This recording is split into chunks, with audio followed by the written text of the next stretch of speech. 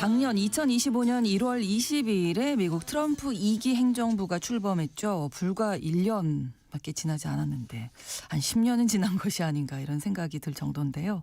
고율의 관세 부과로 시작된 무역 질서 재편, 중국과의 갈등, 또 이란과 베네수엘라 등 적성국에 대한 제재와 군사적인 압박까지 사업가 출신답게 트럼프 대통령의 정책은 미국의 경제적 실익을 우선하는 실리주의 성격이 뚜렷했습니다. 트럼프 2기 출범 1년, 이 세계 경제는 어떻게 재편되고 있는지 오늘 글로벌 이슈에서 짚어보겠습니다. KB은행 WM 스타자문단 수석 이코노미스트이신 유신익 박사님 모셨습니다. 어서 오십시오. 네, 반갑습니다. 네, 오랜만에 뵙겠습니다. 오랜만에 뵙겠습니다. 네, 저희 이렇게 쭉 말씀을 드렸는데 뭐 많은 생각이 나네요. 저희가 전해드린 뉴스도 생각이 나고 트럼프 2기 출범 이전과 이후가 좀 어떻게 달라졌다고 보십니까? 그러니까 국가적으로 봤을 때 보호를 하겠다. 근데 이제 보호하는 측면이 원래 우리 예전에 케인즈 학파의 이론에 따르면 정부가 지출을 하고 거기에 산업을 육성하고 혹여나 이제 정부가 지분을 소유하더라도 그 소유권을 자체를 갖다가 유지하는 게 아니라 사실상 정부 지분을 통해서 투자 승수가 더 일어나게끔 뭐 돈이 없는 기업들은 사실은 자본이 없으면은 뭔가 발전시킬 수가 없잖아요. 그렇죠. 그래서 그런 것들을 할 수 있겠다라는 건데 사실 미국 같은 경우는 지금 인텔도 그렇고 뭐 돈이 없는 기업들은 사실 없죠. 근데 힘들죠. 그러니까 뭐냐면 재정 지출이나 국가를 산업을 보호하겠다는 측면의 의도는 굉장히 강력하지만 여기에 더 나가서 한 발 더 나가서 우리가 생각해 보신다면은 오히려 약간의 이제 신제국주의적인 성향도 있었다. 뭐냐? 바로 이 미국 시장에서 무언가를 팔기 위해서는 더 많은 투자를 하여라라는 로직이고 그게 예전에 제가 나와서 말씀드렸던 이제 브리티시 스털링 제국 시대에 나타났던 그 당시에는 투자를 종용하진 않았지만 이제 외환 준비금으로서 일정 비율을 파운드를 보유하지 않으면 영국이 보유한 그 당시에 대영토들 있지 않습니까? 거기에서 제품 판매를 하지 못하게 했던 현상. 그래서 어떻게 보면은 여러 가지의 정책들이 사실은 국가를 위하고 뭔가 미국만의 산업을 갖다가 패권을 잡기 위해서 가는 방향은 맞는데 약간은 이제 언밸런스한 부분들이 있습니다. 예를 들자면 이제 관세를 계속 이렇게 무차별적으로 부과하면 과연 내부에서의 쇼티지 현상, 그러니까 너무 비싸서 사오지 못하는 그런 부담감들과 이제 중저소득층에 대해서 사실은 지원을 하겠다는 일자리에 대한 부분들이 단순히 불법 이민자들을 많이 그 감금하거나 내쫓는다고 되는 문제가 아닌 부분들. 그러니까 취지는 미국을 위하는 대통령의 취지는 뜻은 좋았으나 이제 세부적인 사항들이 좀 밸런스가 안 맞는 부분들은 분명히 존재를 한다. 뭐 이런 판단입니다. 자세히 하나하나 좀 살펴볼 텐데 일단 뭐 말씀하셨던 대로 뭐 트럼프 대통령 하면 관세를 빼놓을 수가 없잖아요. 뭐 동맹국, 적성국 가리지 않고 지금 이제 부과가 되는데 미국이 관세를 이제 부과하면서 그 수입으로 만성적인 무역 적자라든지 재정 적자도 메우고 있습니다. 이게 1차적인 수준에서는 이렇게 되는데 좀 더 깊이 생각을 해보면 미국 산업 구조를 재편한다. 산업 패권을 우리가 가져오겠다. 이런 목표를 달성할 수 있을지. 그러니까 이게 산수학적으로는 맞는 얘기인데 이제 트럼프 취임 직후에 그동안에 적자가 많았지만 매년마다 관세 수입으로 1조 달러를 걷어들일 수 있고 그 1조 달러를 걷어들이면 매년마다 지출의 금액에서 적자가 나는 폭을 상당히 줄일 수 있다. 거죠. 그래서 서서히 줄여나가면 나중에 흑자 재정이 된다라고 이제 출발했습니다. 근데 작년도에 실제 걷어들인 관세 수입 금액을 보시면은 1,400억 달러 정도에 그칩니다. 거의 5분의 1 정도도 안 되는 수준이죠. 그러니까 그러면은 왜 그랬을까? 모든 전제와 방향성들 사실 이제 이 부분에서는 또 트럼프가 할 말이 있기도 하는데 트럼프 대통령은 관세 때문에 물가가 오르지 않는다라고 주장을 했고 실제 그게 맞아야 떨어지고 있어요. 그러니까 이 이유는 뭐냐면 관세가 높아진 상태로 가격이 책정된 소비자나 소비 제품들에 대해서는 국민들이 미국인들이 사질 않는 거예요. 쉽게 말하면 관세 저항이 있다는 거죠. 예를 들어서 월마트나 코스트코에 배치됐던 소비 제품들, 목욕용품 아니면 기계 집안 수리기들 이런 것들이 기존에 1,000원 하던 게 1,400원으로 뛰거나 네. 아니면은 뭐 그 정도까지는 그래도 봐줄 만한데 이제 신차 같은 경우는 GM 포드 같은 경우는 사실은 멕시코 공장을 갖다가 잠시 문을 닫기도 했는데 그게 부품 수급이 안 좋아서요. 아, 네. 왜냐하면 부품이 없어서가 아니라 그렇게 고가의 부품의 가격으로 사오기가 재무상 지금 어렵죠. 힘드니까. 네. 그래서 결국 신차 가격을 보시면 미국 지금 내연차들의 가격들이 엄청 껑충 뛰었거든요. 뭐 서민들이 중서민 계층들이 많이 사용하시는 픽업 트럭들이 가격이 우리나라 돈으로 GM 포드에서 나오는 게 지금 이제 1억을 넘어가기 시작합니다. 한국 돈으로. 그래서 이제 그런 찰나에 이제 도요타나 이제 우리 한국 기업들도 이제 들어갈 룸이 생기긴 하는데 도요타 같은 경우는 이제 6-7천만 원대 픽업 트럭 신차를 또 출시를 하고 네. 즉 이 얘기는 뭐냐면 그만큼 관세에 대해서 저항적인 네. 너무 비싼 것을 그러면 이제 구매를 안 그렇죠. 하는 거죠. 구매를 안 하는 거죠. 소비자 그래서 입장에서는. 이게 이제 뭐 가게가 돈이 없거나 그런 현상은 절대 아닌데 저축률도 상당히 낮은 편인데 네, 네. 오히려 이제 소비를 안 하고 지연시키거나 아니면은 좀 눈치 작전에 왜냐면은 미국인들 입장에서 생각해 보셔도 간단하게 답이 나오는 게 관세가 예년에도 1기 때도 몇 년 지나면 낮아지는 걸 봤거든요. 그러면 지금 침대 네. 뭐 집안 가전기구 좀 큰 돈 자동차를 들어갈 것들은 그쵸. 조금 밀어두는 밀어두는 게 거예요. 훨씬 나은 거죠. 네. 그러니까 최근에 CPI에서도 보시는 것처럼 물가가 상품 제조업 쪽의 상품 물가는 올라가질 않죠. 계속 스테디한 예. 숫자를 보이고 있습니다. 네. 자, 상호관세 위법 여부 그 미국 대법원 판결이 이제 아직 나오지 않았잖아요. 곧 나오게 될 텐데 어떻게 예상하세요? 여기에 저는 따라서 또 달라질 수도 있죠. 위헌이라고 결과에 따라. 할 가능성이 조금 더 높긴 한 것 위헌이. 같습니다. 네. 아. 왜냐하면은 이게 판사분들이 보수 성향을 갖고 계시더라도 네. 그 전에 이제 법안의 해석에 그러니까 이거를 좀 참고를 하셔야 되는 게 뭐냐면 처음에 트럼프 대통령은 여러 가지 법안에 근거를 했을 때 예. 관세를 매길 수 있다라고 했고 그렇죠. 그 중에 하나가 이제 비상경제권한법이 있고 그다음에 슈퍼 301조가 있고 무역법 이제 무역확장법 232조가 있는데요. 네. 근데 중요한 거는 절차상의 프로세스상 빨리 할 수 있는 것들을 보시면 비상경제권한법이 빨라요. 그렇죠. 왜냐하면은 이것은 대통령의 판단하에서 비상경제 상태다라는 것을 소위 말하는 이제 이머전시다 이렇게 외치고 거기에 연관이 되는 정책의 수치들 그거는 사실 이게 관세뿐만 아니라 내수의 세금도 해당이 돼요. 네. 그러니까 모든 수치들을 긴급하게 조정하겠다 이렇게 발표를 하는 건데 네, 네. 근데 이제 무역확장법이나 그다음에 슈퍼 301조로 가게 되면 상대 국가의 그 딜을 해서 네. 그것이 미국에 불공정하다거나 아니면 미국에 대해서 오히려 관세가 너무 불리하게 협정이 되었다든지 이런 것들을 그렇죠.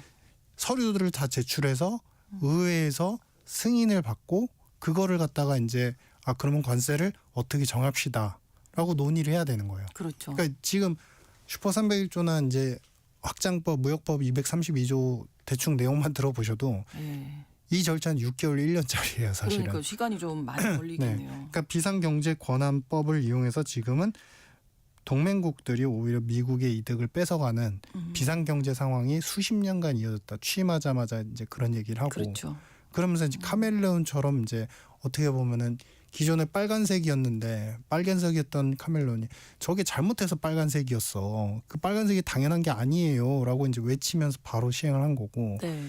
이제 법원에서는 이제 이게 일전에도 한번 그 코멘트가 나왔던 게 있었는데 현재의 상황을 비상경제의 상황으로 간주할 만한 것이냐. 그렇죠. 그게 의회에서 논의나 필리버스터도 없이 혼자서 그렇게 판단할 것이냐에 대해서 상당히 법안의 해석상 좀 무리가 있던 거 아니야라는 이제 퀘스천을 던졌었거든요. 그러면 이제 그 법에 대해서는 위헌이라고 보고 네, 다른 법안들이 있으니까 네, 네. 그렇죠.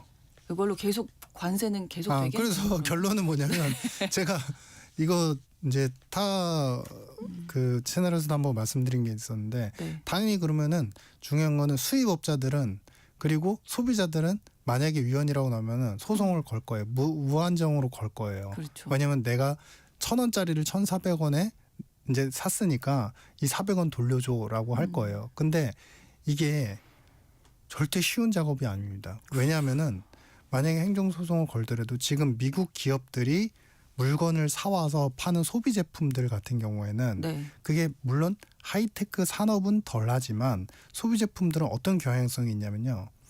미국 기업이 사올 때 관세 당신들 기업으로부터 지금 20% 부가 받고서 사오니까 네. 내가 이득이 안 남을 수 있거든. 그러니까 DC를 해서 나한테 줘. 그러면 내가 사올게. 그러니까 관세 올라간 만큼 예. 수출 기업들한테 오히려 DC를 원하는 거예요. 그래가지고 예를 들어서 1,200원에 가져왔어요. 예. 그래서 1,200원에 소비자한테 판매를 했어요. 그러면은 기업들이 소송을 걸고 그다음에 소비자들이 줄을 서가지고 소송을 걸 텐데 소비자들이 그럼 무엇을 어떻게 계산해야 그렇죠? 되죠? 얼만큼 계산을 예. 해서 나한테 관세를 돌려달라고 얘기를 할 할인된 것이냐? 부분까지 생각을 해야 되나? 그렇죠. 예, 원래 가격을 생각해야 그렇죠. 되나? 그러면은 뭐 이제 이런 거죠? 트럼프 입장에서는 당연히 트럼프 대통령은 관세를 갖다가 다 저희들한테 돌려주세요라고 하는 기업들한테는 예. 당신들 관세를 통해서 거래를 할 때 불공정 교역의 압박이 있지 않았어? 네. 라고 당연히 기업들을 갖다가 또 압박할 수 있는 거죠. 복잡한데요. 그러니까 이거 굉장히 쉬운 일이 아닙니다. 예. 그리고 하다못해 이게 만약에 되면 수출 기업들도 네. 특히 중국들은 당신들 내부에서도 관세가 무효라고 위헌이라고 했잖아. 우리가 본 피해에 대해서 돌려줘. 즉 관세를 통해서 수출 기업들이 원래는 잘 팔 수 있었는데 네. 관세 때문에 부담됐던 부분들을 그 돌려줘. 부분까지도. 그렇죠. 근데 WTO에서 그걸 갖다가 이제 무력화돼 있어도 제소를 할 텐데. 네. 근데 다른 동맹국들에 따라서 보면 우리도 수출이 당신들 관세 때문에 마이너스 났어. 돌려줘라고 얘기할 기업들이 국가가 얼마나 있을 것이냐. 그렇죠. 네. 그냥 얼핏 생각해도 네. 예, 보통 일은 보통 일이 아니고 예. 그 얘긴즉슨 예. 거의 뭐 그냥 어떻게 보면은 이슈로 지나가지 않을까 저는 생각을 하고 있습니다. 그렇군요. 트럼프 대통령이 뭐 석유, 희토류 관련해서도 원자재 통제력을 아주 적극적으로 확보하려고 했는데 그 부분은 좀 성공을 했다고 보시는지 어떻게 보세요? 사실 이제 하나씩 그림을 만들어 가고 있는 것 같습니다. 일단은 이제 파나마 운하를 통해서 네. 이제 해상 운송을 중남미에서 바로 북미로 연결되는 고리를 바로 이제 찾아놨고, 네. 그다음에 아직 중남미에서도 반미 성향의 국가들이 많아요. 아직도. 그렇죠. 이제 브라질도 마찬가지고. 네, 네. 근데 이제 베네수엘라가 사실상 이제 명분은 일단은 이제 말 카르텔이었지만 사실상 내면에 있는 이슈 중에 하나는 이제 중진류가 중국에 공급이 되고 있으니까 그거를 뺏어서 그렇죠. 뺀다기보다는 오히려 이제 통제권을 가져서 네. 미국에 더 싸게 공급하겠다. 근데 여기에 또 하나 카드가 남은 게 있죠. 아까 방송에서 나왔던 그린랜드 같은 경우는 네. 사실은 이게 이 유럽 지역에서도 북극 항해를 통한 어떤 군사 요충지이자 그다음에 물자 자원도 많은 지역이고. 네. 근데 사실 미국 입장에서는 이 그린랜드에서 사실 위성 기지나 위성 우주 발사 탐지의 그 장소로서 사용을 했었어요.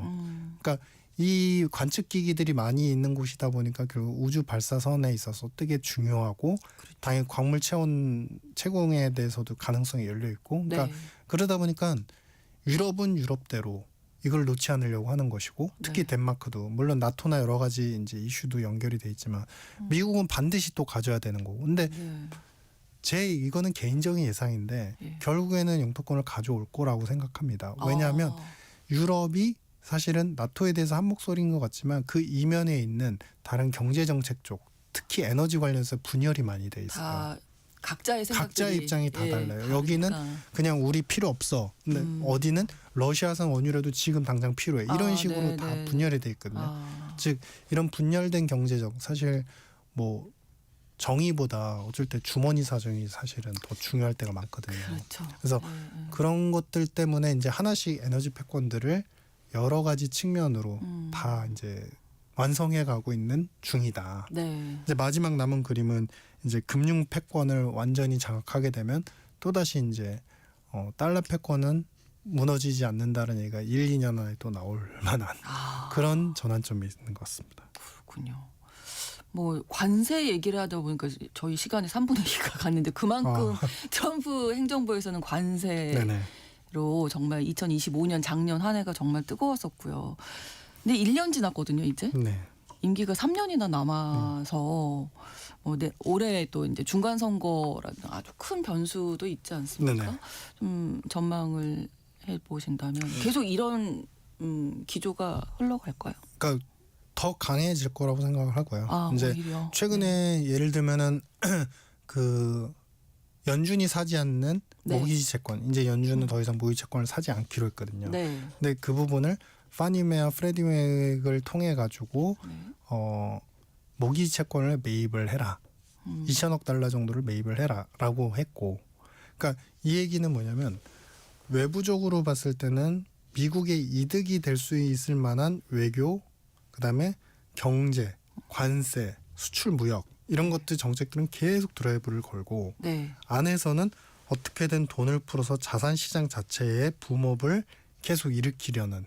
그러니까 이게 한마디로 이거를 요약해서 표현해 보면 이제 3절을 만들고자 하는 욕구가 굉장히 강한 거예요. 그러니까 달러도 약세로 만들고 네. 환율, 그다음에 물가도 관세를 매기면서 물가는 또 낮추려고 하고 있고, 그렇죠. 그리고 동시에 금리, 연준하고 지금 이제 엇박자가 계속 나고 있는 그렇죠. 금리, 네. 금리도 어떻게든 낮추려고 이제 안 되니까 모기지 금리라도 낮추려고 2천억 불을 또 매입을 하게 하고, 그러니까 3절을 만들면 사실상 경제는 기간이 짧거나 길어질 수는 있지만 네. 결국 호황이거든요. 그러니까 그렇군요. 그런 호황을 계속 내부적으로는 네. 만들기 위한 외부적, 내부적 정책들이 계속 반복이 될 수밖에 없다. 예. 이렇게 보입니다. 지금의 이 기조가 앞으로 더 강화될 네네. 것이다. 네. 이렇게 전망을 해주셨습니다.